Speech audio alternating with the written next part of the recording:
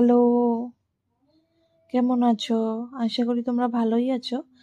আমিও ভালোই আছি। শীতটা তো অনেক পড়ে গেছে, তাই না? তোমাদের এখানে শীত পড়েছে? তোমাদের এখানে শীতটা কিরকম পড়েছে তোমরা আমাকে একটু জানাবে। আর আজকে না আমি একটা স্মুদির রেসিপি নিয়ে এসেছি। এটা একটা ওটস স্মুদি।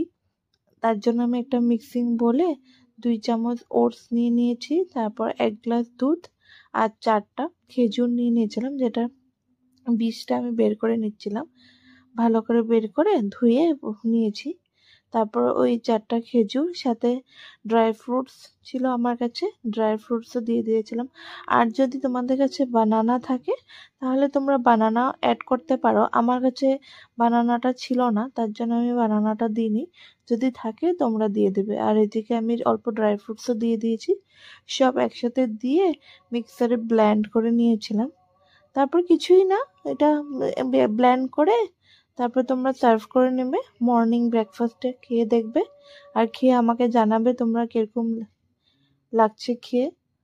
তাহলে দেখা হবে নেক্সট একটা রেসিপি নিয়ে। Bye bye, and please like subscribe to my channel please. Okay, bye bye.